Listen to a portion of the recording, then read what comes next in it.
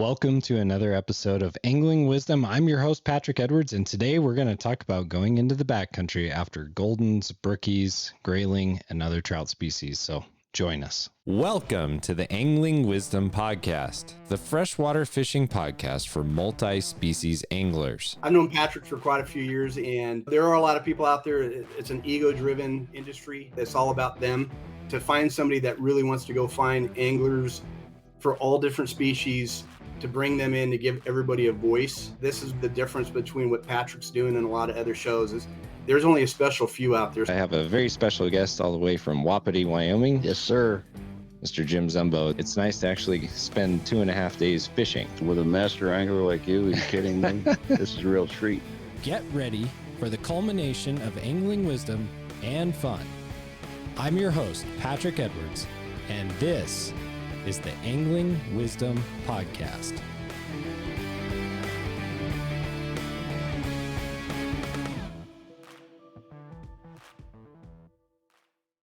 All right, so when you're planning a backcountry fishing trip, there's a lot of things you have to consider. Number one, you got to think about the kind of gear that you're going to need to take. Number two, about where you're going to go. Number three, what kind of species are there. So what I'm going to do today is break down some of the basics for you. And this episode is for Jordan. This was a request on some of the things I look at and how I prepare for trips into the backcountry pursuing those kinds of fish. So here we go. We're going to get started. So number one is, especially here in Wyoming, you want a really good pack rod or fly rod. So I have my TB Custom 3-piece pack rod here. And as you can see, it's about the perfect size to take out for backcountry trout and grayling. It's really easy to carry. You can put it in a carrying case, strap it to your backpack, whatever you need to do. But what I like about it is it's nice and compact. It's really easy to carry. It does a perfect job. It's about a 6-foot rod, which is perfect for me. I've got a 2000 series reel on it. You want to go a little bit smaller when you're going up into the mountains, so I have a 2000 series on here. Also 4 to 6 pound test. Usually I run 6 pound for just about everything, but you can run 4 pound, especially if you're thinking the fish are going to be really finicky. If you're fishing a fly rod, usually most guys that I know have a 3 or 4 piece. They typically are running light tippet because a lot of the fish up there aren't real big anyway. And so that's the basic setup on these things. But again, check out these TB Custom rods. They're fantastic. You can have it say whatever you want. Mine, of course, says Angling Wisdom on it. Why wouldn't it? But this is a fantastic setup to take up into the mountains. So highly recommend one of these. And like I said, just a 2000 series reel is more than adequate to handle the fish. So that's an important piece. Another really important piece here in Wyoming, in my opinion, is something like this Steelhead. And so I'm going to show this to you. This is a nice little front harness that you can put a whole bunch of gear in. I'm going to zip mine closed so my stuff doesn't fall out. But this is a Steelhead. And what's really great is this will rest on your chest. And then I have the hydro harness for the back. And then I also have the net along with, they actually call this the bugle tube holder, but it's actually a net holder as well. It's something that you can put on your back to help carry your net. And this is super handy because when you need to net your fish, you can just reach behind yourself like this, grab it, pull it out, and net the fish. No problem. It's pretty simple. But this Kifaru Steelhead and hydro harness, what's nice about it is you can put your hydro in this little pouch here, helps balance the weight of the chest rig so that it isn't pulling on your chest too much, not pulling your shoulders forward. So it's a little bit easier to carry. But this thing is fantastic for carrying all your gear in that you need, because you don't need a lot of stuff. If you're going to go fish in the backcountry, really, I'm going to tell you here in a minute, like the different lures and presentations you don't need a lot of stuff. It's pretty simple, but this is something I highly recommend. You can get these at kifaru.net. There's a link in the description if you want to check them out, but that would be a big recommendation. I actually used that last year quite a bit, and it was very, very helpful for me. So those are some things to consider on just basic gear. Some of the things a lot of people overlook when they're going backcountry fishing is you need really good footwear so that you don't tear up your feet. You need to have hydration. You need to have some kind of a water filter so that you can purify water along the way, because most likely if you're filling up a bladder and you're going in, let's say 6-7 miles, you're going to run out of water, and at high altitude that's a really bad deal. So make sure you have some kind of water filtration system. Make sure you take toilet paper. That's a huge one. If you got to go to the bathroom, you're going to want toilet paper.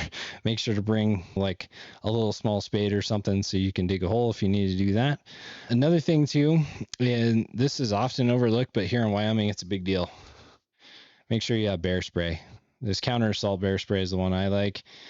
This stuff is potent, it's nasty, but if you're in grizzly country especially, this stuff is a must-have. And you'll see signage in a lot of places in like the Wind River Range, different places in Wyoming, where it's like we recommend highly that you carry bear spray, especially right now because we have a super high grizzly bear density and high population. You want to carry bear spray with you. It's essential. Make sure you have it so that you can be safe.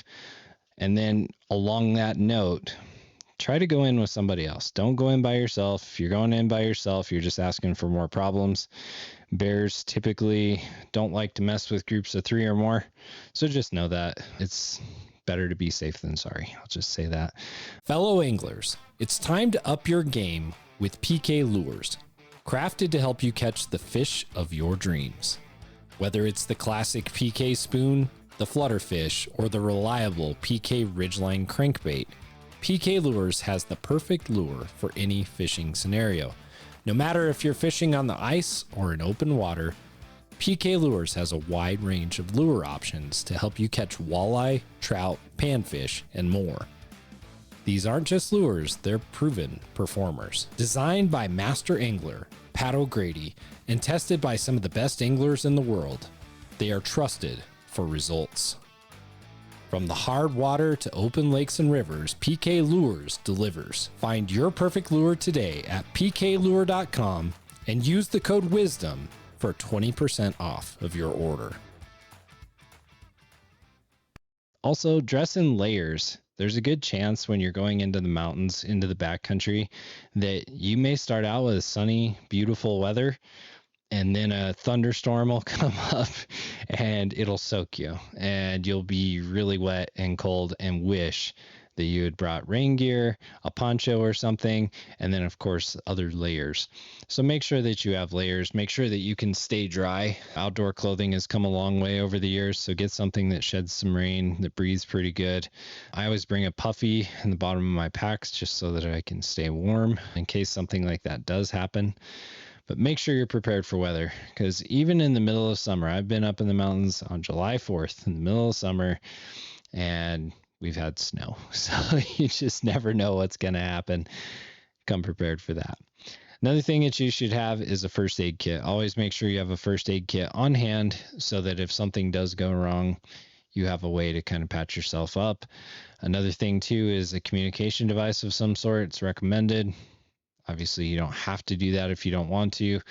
I do like to carry my phone and have Onyx as a way to navigate the backcountry, but you can carry all kinds of different things anymore. There's all kinds of products out there, so you can check those out. Now, let's move on to the other thing that you're probably wanting to know, and that is, what kind of lures do I need to have for the backcountry, for these high mountain lakes, for these streams, for grayling, golden trout, brook trout, cutthroat trout, all the different species that are there? I'm going to give you an answer that a lot of people don't like, but it really depends. It varies.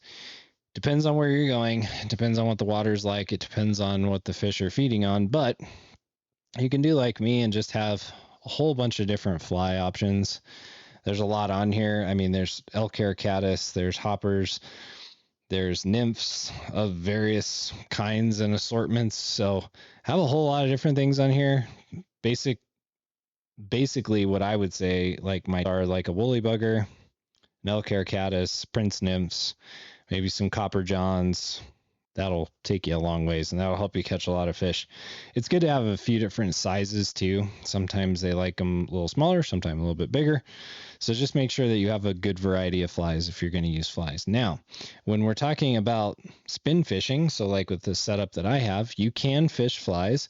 In fact, some of these heavier nymphs, bead-headed nymphs, I can just cast them by pulling out some line and whipping my line out there.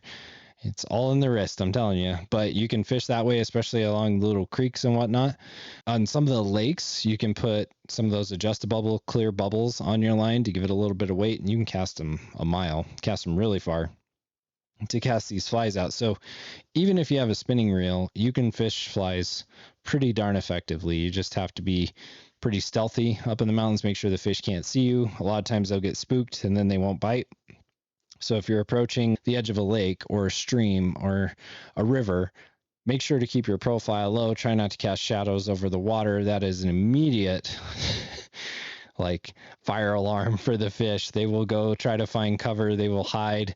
So keep your profile low. Make sure they can't see you. There's some fish that get a lot of pressure that they're like, yeah, whatever, it's another person walking by. But in some of these really remote places, they're not that forgiving. When they see you, they will take off, and then you might as well kiss it goodbye. So keep those things in mind when you're approaching a body of water or a stream and trying to catch fish out of it. Also, if you're using a spinning reel, one thing that you can do that's really hard to do with a fly rod is you can throw spinners. And panther martins, meps, rooster tails, all the classics, those work really well. Try to size down a little bit. One of my favorites for grayling is a gold bladed panther martin with a black body and yellow spots. That works really, really well way up in the mountains. Also, solid gold seems to work pretty well for grayling. The silver and black has always been a really good color in either a rooster tail, panther martin for streams, for lakes. It all works really well. But there's a ton of different options. And if you want to go with spoons and go a little bit smaller, PK has a variety of those. So you can go with some of the predator spoons, which work really well in the mountains. You can go with the smaller flutter fish. I like honestly, the 3/8 ounce. It doesn't look that small, but it works super well, especially in high mountain lakes. You can cast it really far, let it fall, catch a lot of fish on that. For me, fishing isn't just a hobby. It's a way of life. And every angler deserves a rod as unique as their journey. That's where TB Custom Rods comes in. Handcrafted custom fishing rods built to your exact specifications. Perfectly balanced and tailored to your style. Work with Trapper and choose your design, select your components, and feel the difference of a rod made just for you. Visit tbcustomrods.com to get started on your custom rod today. Small crankbaits, believe it or not. For some of the biggest brook trout I've ever caught, crankbaits are the thing that I catch them on. And if you're going to a high mountain lake that has brook trout, that has some pretty aggressive cutthroat, they will hit those for sure. So I like to go with like the number 6 and number 8 X wraps, but you can bring whatever kind of crankbait you like. But I like those. Those seem to work really well. Again, I got a really nice brook trout last year on a pretty good size lure. I actually caught it on a dynamic J spec and on the bubblegum color, and it's the same size as a number 8 X wrap basically. That lure is phenomenal. I catch everything on it. Walleyes in the fall, big brookies in the summer. So it's a great lure. I highly recommend you take some crankbaits if you're going to go up and fish for fish up in the mountains. Now, let's say you don't have to go back too far and you're not going to be in there for multiple days. Another thing that works really well is just a basic night crawler or a piece of worm or some earthworms that you dig up in your garden. And be careful when you dig up in your garden. You don't want to dig up your wife's garden. So make sure you're digging. In an approved area. But worms work extremely well. Live bait is great. So if you're fishing in an area where you're allowed to use live bait, check the regulations. And you can use an earthworm, night crawler. It always works really well. You can also use cut bait in certain areas, like little pieces of sucker meat on your lures or on a hook below a bobber. That can be super effective as well. And I know the purist fly fishermen are just like lamenting what I just said, and that's fine.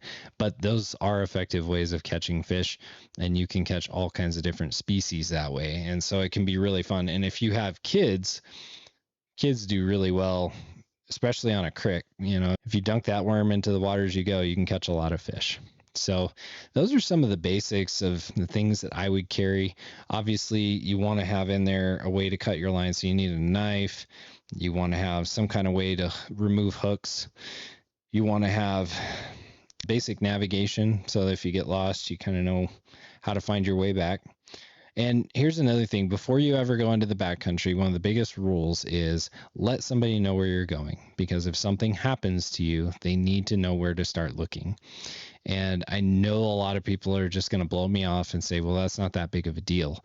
But when you've had it happen to you or to a family member, which I have, it's important, and you realize real fast how important it is. So make sure you tell somebody where you're going, leave a note. At the least, tell somebody face to face, hey, I'm going to this lake, or I'm going to go to this drainage, and contingency plan. If I don't find fish in that one, I'm going to go over to this drainage, because the mountains can be vast and it can be really hard to find people. And we don't know what's going to happen. You can roll an ankle, you can cut yourself, you can break a leg. There's all kinds of different things that can happen to you up in the mountains. I've had friends get pinned into rocks and boulder fields. You got to be super careful and let somebody know where you're at. Go with another person. That way, if something does happen to you, you have somebody who can help you. That's a huge one. But backcountry fishing is a lot of fun. I will tell you, the golden trout are the hardest one to catch. They're ridiculously hard sometimes. I was with my buddy Seth last year. We went up and we pursued the goldens. He caught one on a San Juan worm. We weren't expecting that. So if you have that fly, that might be something you want to take. But the elk hair caddis got a lot of action. The prince nymphs usually work for me for goldens, but you just don't know. So take gear, take it back there, give it a shot. I will tell you with golden trout, something that's really interesting that I've learned over the years is if you just see one and you're casting to it, can be a lot harder to catch. If you see a group of 2 or 3 and you can stay again low where they can't see you and you throw a presentation in front of them, that's typically when you'll catch a fish, because they get a little bit competitive with each other. But one thing that goldens will do that will drive you insane is they will swim really fast up to your bait and they will stop. You'll be ready to set the hook because you see them coming because it's clear water, and they don't hit it, and that will drive you nuts. So good luck, have fun. It's a great time, but backcountry fishing season is upon us. Again, be safe out there. Take your bear spray just in case. Let a buddy know where you're going. Take a buddy or 2 with you. Have a lot of fun out on the water. And that's it for this episode. So until next time, I'll see you out on the water. Angling Wisdom has been brought to you by TB Custom Rods, Kifaru, and PK Lures. Don't forget to subscribe to Angling Wisdom on YouTube, Spotify, or Apple Podcasts so you don't miss any of our new episodes. Also go to anglingwisdom.com for more fishing content. Until next time, I'll see you out on the water.